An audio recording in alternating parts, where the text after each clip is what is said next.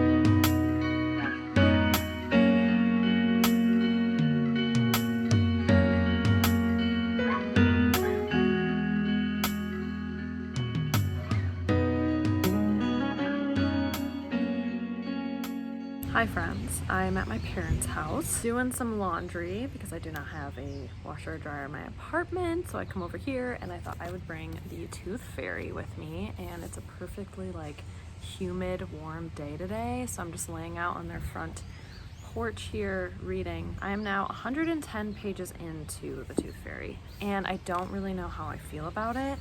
I can say that I'm not enjoying this as much as I enjoyed Dreamside. This is definitely a slow burn. It's very slow, but I'm almost like halfway through, getting close to halfway at least. And I'm just not really like enjoying it, but I am curious. So I'm gonna stick it out and see where it goes from here because I am super duper curious to see how the Tooth Fairy keeps showing up in our main character Sam's life. But right now it's following these boys, Sam, Clive, and Terry, as they are going through adolescence and growing up. And honestly, stories about like male adolescence, boyhood, it's especially from an author that is not really concerned about taking things too far. It is a lot about like sexual exploration, exploring their own bodies, you know, just a lot of sexual awakening, and it's pretty graphic in that sense. And I just am not really a fan because it is just so like horny. It's just a lot of like male testosterone, young boy horniness and discovering that feeling, and it's just such a slow burn.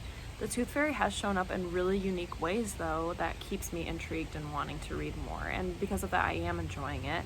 I think the Tooth Fairy is this very interesting character. When Sam is first introduced to the Tooth Fairy, it is this like terrifying presence, and its identity was very androgynous. Sam didn't really know like what gender the Tooth Fairy was. And then as the book continues and as the Tooth Fairy makes itself more known, it's starting to prophesize a lot of things that are going to happen in Sam's life, and it's starting to guide him through like decision making and being like, you need to be here at this time, or you need to be doing this thing here and then.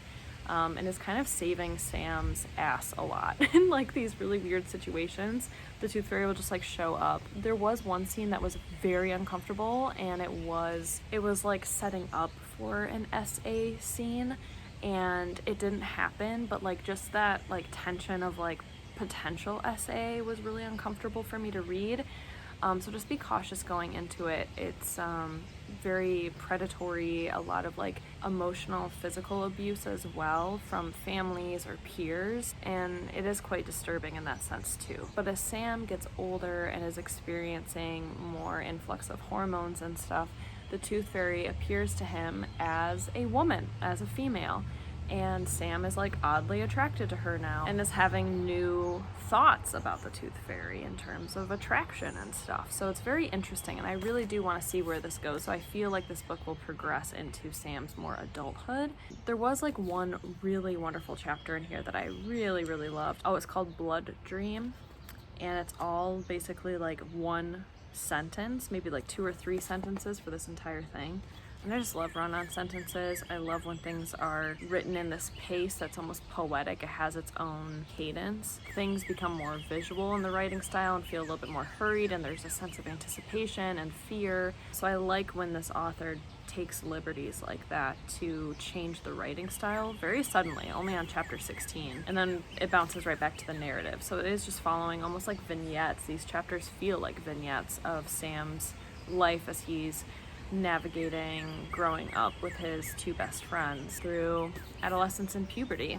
But yeah, I'm not really liking the slow burn of it. I'm not really liking following these young male characters, but the Tooth Fairy is what's keeping me engaged and wanting to read more and wanting to understand like what's gonna happen. So that's the only thing keeping me. I was up pretty late reading last night, and once I got to page 100, I was like, do I even like this? Do I keep reading it? Like kind of questioning DNFing it, but I decided to power through and just keep reading it because I really want to see what happens. But already I can tell I just, unless this book has a really big turn in the middle of the book or near the end that I can, you know, really sink my teeth into, this will not be as good to me as Dreamside. Dreamside is still just like a phenomenal book in my mind.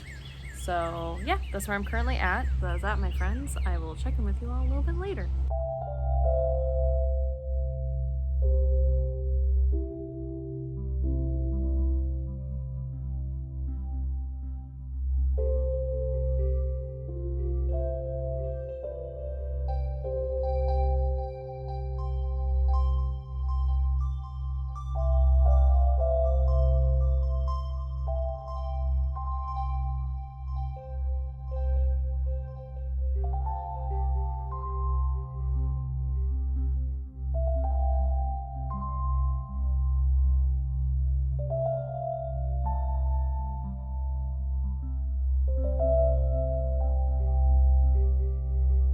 Good morning, friends. It is Sunday morning. I am prepped and ready for a very long wedding day today. It's gonna be another 10-hour wedding day, and I have to leave in like 3 hours, 4 hours. So I thought, okay, got my book and my coffee. So I have not read a whole lot more of The Tooth Fairy. I am now 130 something pages in, and it's definitely getting more enjoyable. The part that I was reading last night, I was getting really invested in before I fell asleep while reading.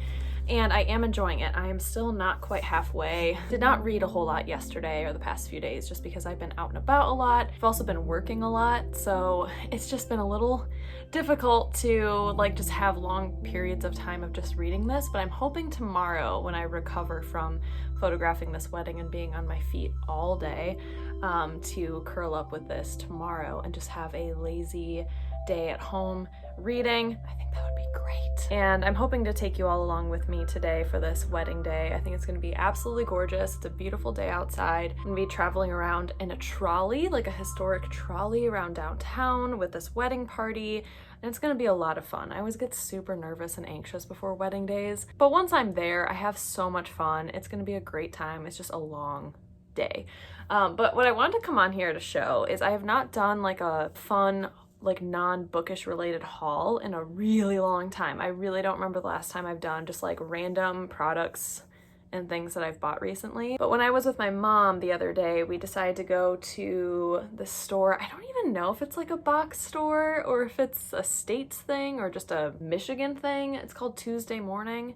It's like an off-brand like TJ Maxx. I don't know. It had a huge sale going on. So I wanted to share some of the goodies I got with you all, because I haven't done like a fun little lifestyle product haul in a very, very long time. So first thing I got was these amazing King Art markers. Oh my god, there's so many markers and I'm missing one. I started coloring last night and I'm already missing a marker, but like look at this case. That one. I think Winston batted it under a couch or something. I have no idea where the frick it went, but these are so nice. And I did start coloring because I got a new coloring book. I've been trying to limit my like screen and social media time. I just find no joy in social media really. So I just decided to color. This is the first thing I did. Look at that. It's so much fun. These are with the King Art markers. I had so much fun with this. So I also did get a little coloring book, Super Flora. I also got another one that is Aquatica. Look at that design. I love aquatic themes. So I wanted to get some summery themed coloring books. So got those as well. Got these really cute little silicone spoons. Love for cooking and stuff. They're so cute. And I got matching little spatulas as well. Look at those colors, a little speckled design, little robin's egg blue. So yeah, got both those together. And the creme de la creme of that Tuesday morning haul is this frickin' mug. Are you, what? It's beautiful. It's beautiful. There's a little sticker on it I have to take off, but I love this design. It is so pretty. Little pinky designs on the inside as well. This thing's huge compared to my, this is such a big coffee mug. It can probably fit like 2 cups of coffee in here. So this winter, friends, when I transition back to hot coffee, you'll be seeing this mug a lot. And it just makes my heart so happy. I love this design and these colors. And then a purchase that I was really debating getting this, and I was taking so many selfies and photos of myself in this because I was like, is this even cute? Do I even like this? For the sale price, I had to. This frickin' sun hat. It has these jungle, look at these colors and design on it. It's so fun. I just did my hair, so I don't know how invested I am in actually putting it on, but I'm not gonna put it on all the way. It's huge. Like if I wanna go to the beach, like incognito, like don't look at me, don't look at my face. Like you don't know who I am out in public. You don't know me. I got this hat. Who knows if I'll actually wear it, but I just thought it was so pretty. And I just want to be like a little gardening grandma in this. Like I really aspire to just be like a little funky, colorful, vibrant grandma one day. I don't even want to be a mom. I just want to be a grandma.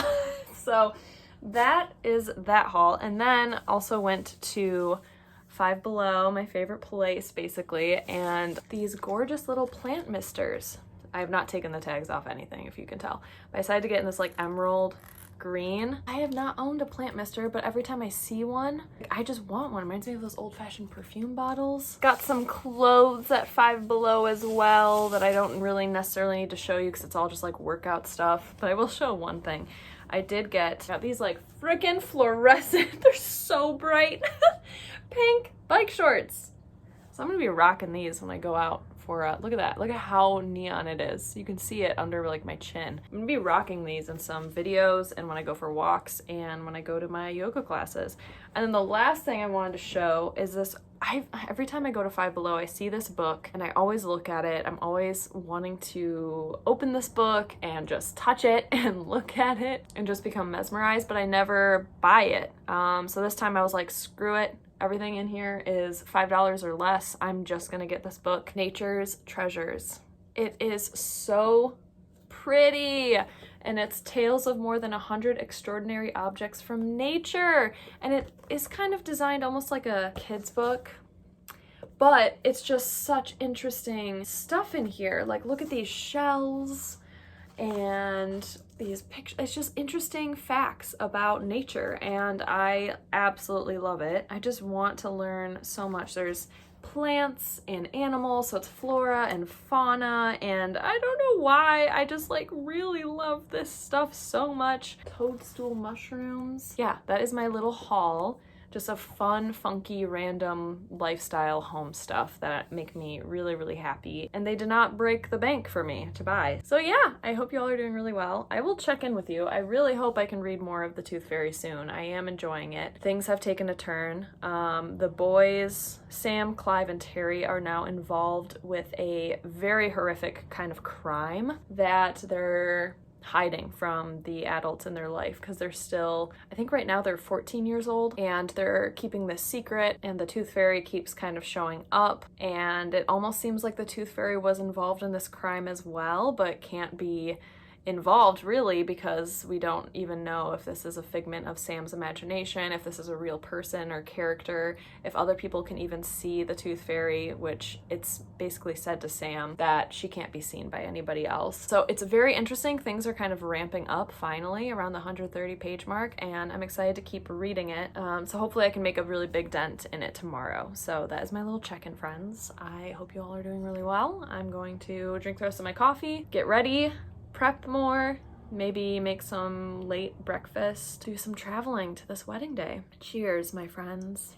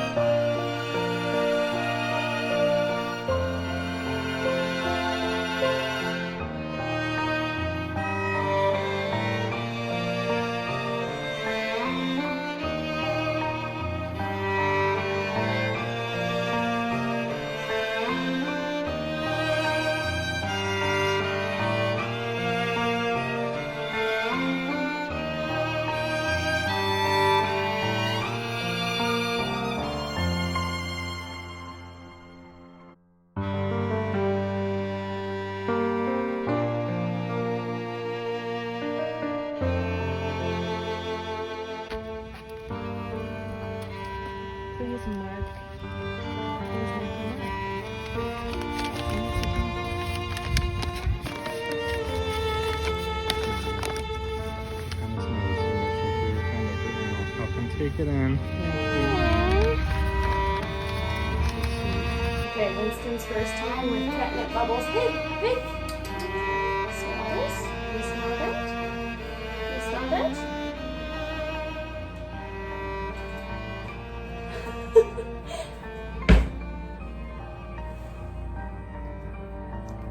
Oh, he got scared.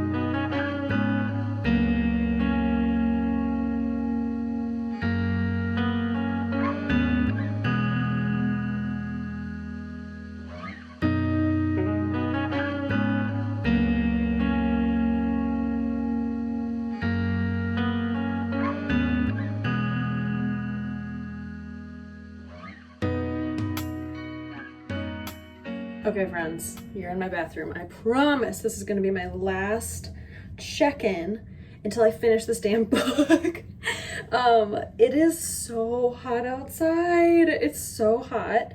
And I realized it's probably hotter in my apartment than it is outside. So I'm gonna take myself for a hot girl walk because it feels really hot up here and it's affecting my energy. Like, you know, when you're just like so warm that you just get really, really sleepy. That is how I'm feeling right now. So I'm gonna go for a walk, even though it's probably gonna be even hotter outside, but I don't know. We're gonna go for a walk, put some sunscreen on this bad boy face. Oh, I think it's a brand new sunscreen. Gotta take the cap off. Fun fact, yesterday I did go out and buy all new beauty products because of this app called Yuka. You all should download it, especially if you're in the States, because there's such laissez-faire regulations on what can be included in your skincare. And this app will scan the barcode on beauty products and tell you if there's hazardous chemicals in it, because companies don't have to tell you that. There's no regulation on that. And majority of my products, like my sunscreen, had a 0 out of 100 and had 3 hazardous chemicals in it. So this is the cocoa kind. This is 100 out of 100 from that app. So no harsh toxic chemicals in this thing. It's my first time trying it. I have very sensitive skin, so I'm very anxious, but it is hot out and sunny out and I need to make sure I'm safe and my skin is safe. But yeah, download that app. I ended up throwing away majority of my skincare and beauty products because they had horrible, like it will say hazardous chemicals on there. Some of them say like moderate risk, some of them say low risk of these very like hazardous bad chemicals that can cause diseases later down the line.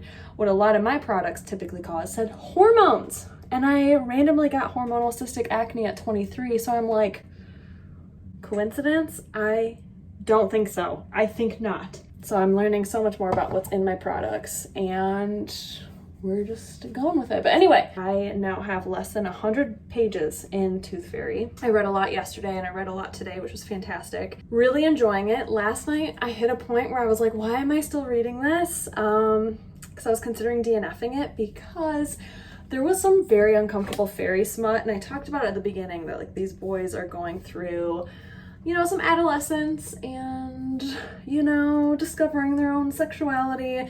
And it's very out there. It's very in your face, very explicit. But then it started talking about sex with a tooth fairy. So it was like tooth fairy smut, and it was so uncomfortable because I don't like smut to begin with. I was just kind of reading some passages out loud to my partner and laughing really hard, and it was just like really cringy. But now things actually start to feel creepy because now things, I just can't tell you a whole lot because I don't want to spoil it, but like creepier things are happening where not only Sam is being affected by the tooth fairy anymore.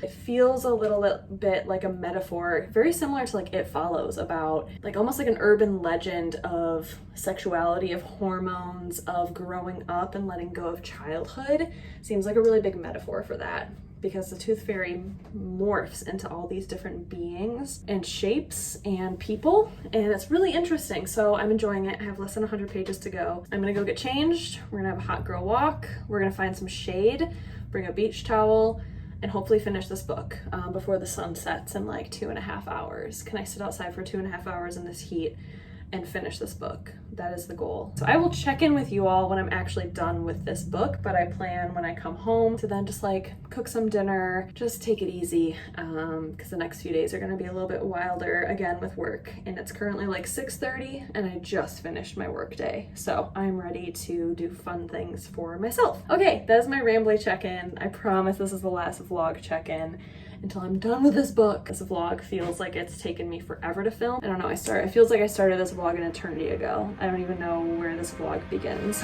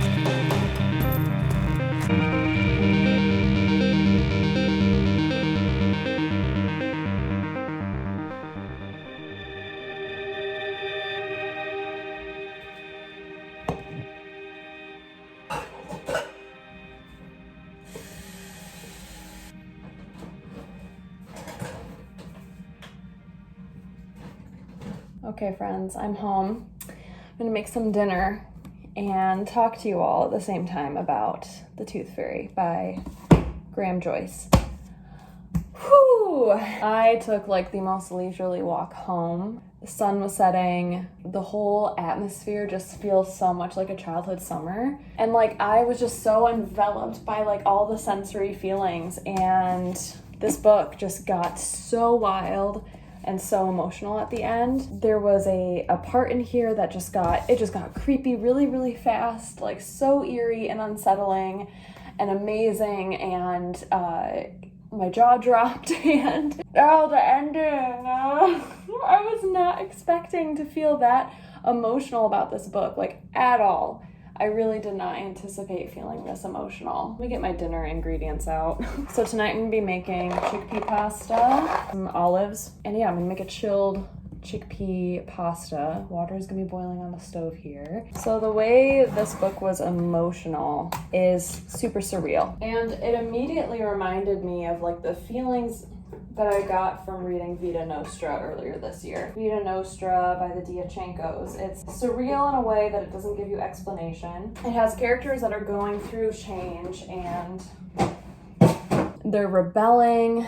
These characters are just super rebellious. Obviously, it's a male protagonist instead of a female protagonist like in Vita Nostra, but there's just this ubiquitous feeling of like dread and paranoia and emotions you just like can't pinpoint, both as like the reader and as the characters themselves. Like they just know that adolescence is terrifying and they don't really know what they're doing. Everything's unknown, the future's unknown, but they're like clinging on to their past.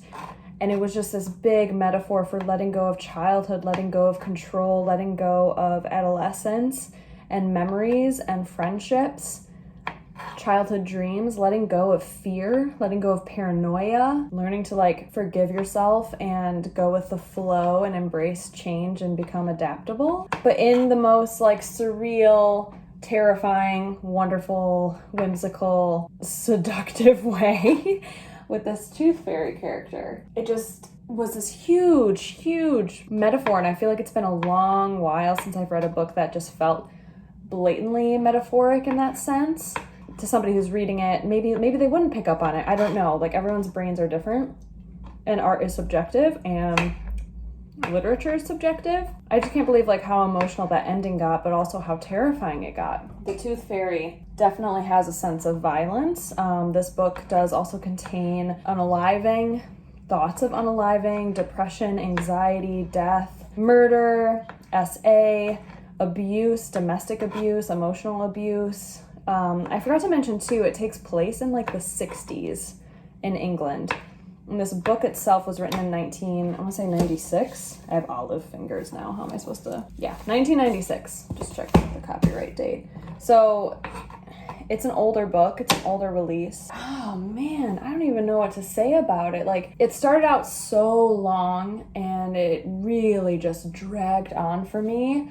But at the ending, things tied together so well. I think what I was hoping for around like the middle of the book and even like, 2/3 of the way into the book, I was like, this book could just be condensed into one smaller, more metaphoric, more bizarre, make it more surreal, up the ante, make it weirder, but make it shorter. I think about Crystal Eaters by Shane Jones. Like, that's an odd book and it's super short and it tells a narrative and a story, but it's so bizarre, it gives you no answers. My water's boiling. So I felt like this book could have done the same thing, where it just made it a little bit shorter and more condensed. But by the end, things all circled around. And there were references to like the beginning of this book, things the characters were doing,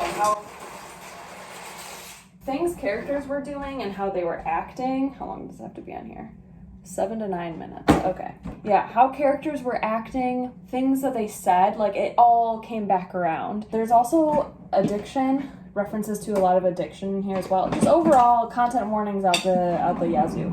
A lot of smut, a lot of like adolescence and topics that definitely not suited for younger readers or even YA. I mean, it's a pretty graphic book in terms of like smut and stuff. By the end, I just didn't feel like it had to be shorter or it had to drag on. Like I felt like it felt complete. And that's something that I don't feel like I've experienced a whole lot of in the literature I've been reading, where it just like, you finish the book, it feels satisfying, you feel emotional, I'm saying you. But this is something I experience. I feel emotional. I want to hold the book to my chest. It gives me more to think about. It makes my mind race.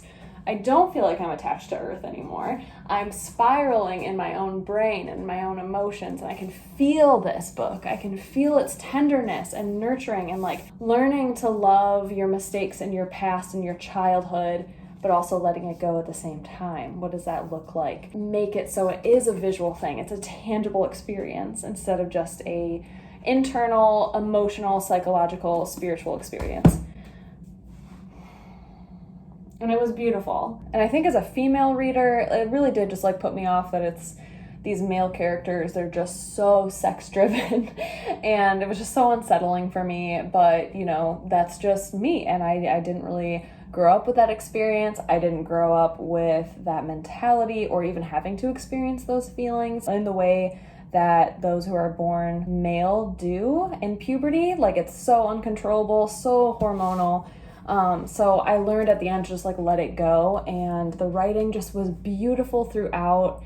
Sometimes it did feel very sluggish, and I will say for me in my brain, maybe it's just like my synesthesia too, but like the beginning of the book it was very linear narrative. It just felt dirty. Like the words used, the descriptions, the characters themselves, like it just felt dirty and muddy and like murky and brown and like it just felt coated in stuff. And by the end, this book felt whimsical. It felt light. It felt more airy. It felt iridescent and effervescent. And it felt, and it felt like more shimmery and colorful, you know? And this book goes over years and it changes seasons really well. So it is still like very linear in that sense, where it's just following this boy, Sam's life and his friendships and his adolescence through different years and different seasons of his life, and in tangent, how the Tooth Fairy appears to him in each year, in each season. It's very interesting, and yeah, by the end of it, the writing style just felt so much more alive and colorful, really moving. And I don't know if that makes sense, but like the beginning of this book just felt like, like everything just felt like it was coated in like slime and like, don't touch this. And then the end, it just felt so magical and otherworldly. So yeah, I really enjoyed it. It wasn't horrifying. I don't know if I'd classify this book as a horror. I definitely think it is like a literary fiction horror, maybe. It's definitely more abstract and surreal and makes you think, and it's not going to give you answers, and it's also not paranormal, I would say. I don't think this book would be considered paranormal. It's something other than that, and it's very unique. It was just a very unique book, and I just can't believe how much I really enjoyed that ending. If it wasn't for the ending and how everything played out and the writing style that came with it, this book would be like a 2 or 3 star for me. That beginning, the first like half or 2/3 was grueling for me to get through. I was not really enjoying it, but I was just so curious, and I'm really happy I stuck it out. So do I recommend this book? I don't know. Based on like everything I've said, if you made it to the end of this vlog, like so far, like if that sounds intriguing to you, I definitely say pick it up. Just know that there's a lot of content warnings. It's very sexual. It's very in your face. There's just a lot that happens. There's so much that happens in this book. But if you like that, I definitely really, really recommend it. For me, this is right now a 4-star, but similar to Dreamside. When I finished reading Dreamside by the same author, it was a 4-star. It lingered with me though. That book lingered. I thought about it a lot. I have such fond memories of just reading it, and I bumped it up to a 5-star later. So for me, it's like a lingering, lasting feeling. Will I think about this book? Will it bring up these same emotive feelings in me that are really strong? So I'll have to keep you updated in like a July wrap up. Those are my thoughts. Hopefully I covered everything I wanted to talk about with this book, because there's so much to talk about and my thoughts are all over the place. But if you made it to the end, let's comment some emojis based on the Tooth Fairy. I like to do emojis based on books or book covers. So obviously we have to do like some teeth, some mouth stuff. Let's do some mouth emojis. I just personally love the tooth emoji. It's like one of my favorites, maybe because I have a tooth tattoo. We can also do fairies. There's little fairy emojis. There are a lot of motifs in here that I don't want to give away. So let's just do some like teeth, mouth, fairy stuff. Make your own little concoction of that. But Thank you all so incredibly much for being here, friends. I'm gonna go ahead and eat my pasta, chill out for the night, and I so appreciate you being here. Thank you so much. I hope you have a wonderful rest of your morning, day, night, whatever time it is, wherever you are, and I can't wait to see you all again very soon for my next video. Stay cozy, my friends. Bye!